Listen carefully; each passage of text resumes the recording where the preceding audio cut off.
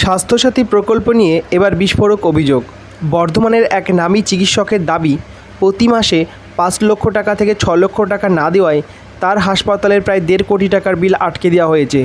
আর এই অভিযোগ সামনে আসতেই শুরু হয়েছে রাজনৈতিক তোলপাড়। কে নিত এই টাকা, কোথায় যেত সেই টাকা, আর কেনই বা আদালতের দ্বারস্থ হতে হয়েছিল হাসপাতাল কর্তৃপক্ষকে? আজকের ভিডিওতে সবটাই জানবো বিস্তারিতভাবে। নমস্কার। রাজ্যের রাজনীতির বড় খবর, স্বাস্থ্যসাথী প্রকল্প ঘিরে বিস্ফোরক অভিযোগ সামনে এসেছে।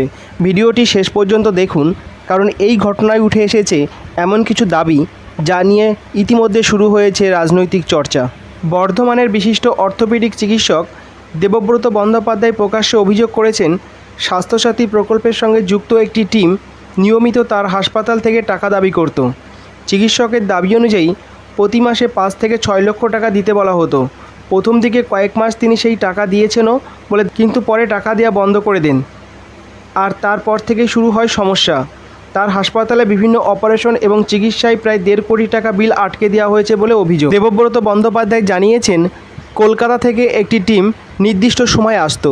তাদের দাবি ছিল মাসিক টাকা। সবচেয়ে চাঞ্চল্যকর মন্তব্য ছিল, এই টাকা উপরতলায় এমন জায়গায় পৌঁছায় যা কল্পনার বাইরে। আর এই বক্তব্য সামনে আসতেই রাজনৈতিক মহলে ব্যাপক আলোড়ন পড়ে যায়। চিকিৎসকের অভিযোগ, বারবার তাগাদা দিয়েও বকেয়া টাকা মেলেনি।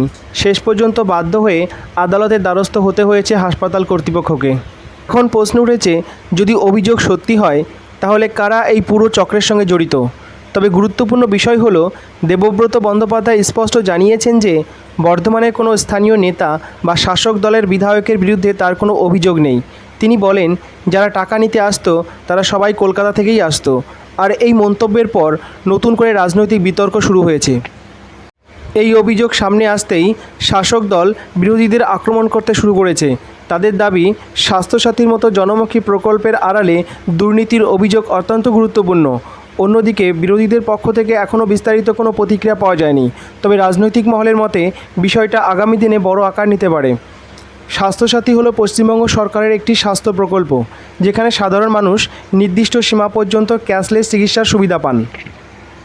লক্ষ লক্ষ মানুষ এই প্রকল্পের সুবিধা নিয়েছেন। তাই এই প্রকল্প ঘিরে এমন অভিযোগ সামনে আসা স্বাভাবিকভাবে বড় প্রশ্ন তুলে দিচ্ছে। এখন সবথেকে বড় প্রশ্ন, এই অভিযোগের তদন্ত হবে কি? সত্যি কি এমন কোনো প্রভাবশালী চক্রর সঙ্গে জড়িত ছিল, নাকি এটা শুধু ব্যক্তিগত অভিজ্ঞতার অভিযোগ? আপনার কি মত? কমেন্টে অবশ্যই জানান। ভিডিওটা ভালো লাগলে লাইক করুন, শেয়ার করুন আর চ্যানেলটা সাবস্ক্রাইব করতে ভুলবেন না।